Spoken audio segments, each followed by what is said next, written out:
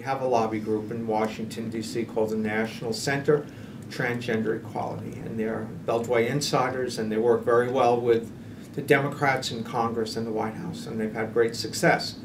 Now, for example, you can get a passport in your new gender, even if you're transgender, as opposed to being a post-operative transsexual. So this is something that President Obama has signed off on. So this is brand new. What also is brand new is the idea that trans people around the world deserve basic safety. Secretary of State Hillary Clinton recently gave a huge speech in Zurich to not only talk about gay and lesbian rights, but also transgender rights, and that the United States of America supports the right of transgender people to be free of wanton violence. And that's also a very new direction for the United States of America. Here in the Northeast, Massachusetts just passed a trans rights bill. Connecticut just passed a trans rights bill. We are in year 10 of ours. I think Nevada last year, Maryland tried and failed, so they're in the same boat we're in.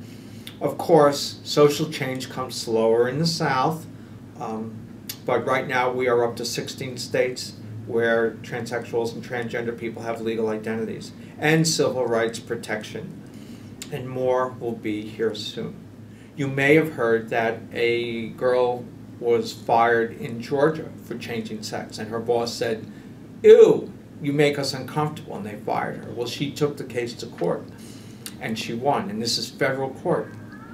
And they said it is illegal to discriminate based on sex, and you cannot fire people for changing sex. And considering this was done in Georgia, this is a huge victory. What the United States Congress cannot do, the federal court in Georgia did, which is allow the idea that transsexual people and transgender people have the right to be themselves in the workplace. I'm part of a group. We are rewriting the patrol guide for New York City NYPD, the way they deal with transgender people, so that they stop disrespecting. And we're almost done. We're there. It's been over a year. I've worked with the Department of Corrections in the past to make sure that the city treats transgender people fairly. When I started getting involved in public service, it was legal to fire transsexual people, to not hire them, to deny them housing, to have them arrested for using different bathrooms, and to deny them access to health care. All of this was illegal throughout the state.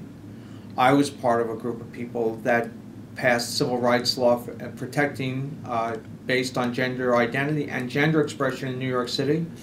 The mayor signed it into law in 2002.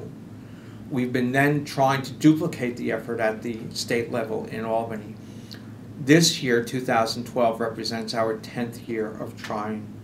We have gone from a small handful of elected officials in Albany, in the Assembly and the Senate, supporting our ideals to, it's now passed the State Assembly 3 sessions in a row. Getting through the State Senate is very difficult. So I'm part of a statewide coalition. I'm part of a regional coalition. I've been doing this work now for over 15 years.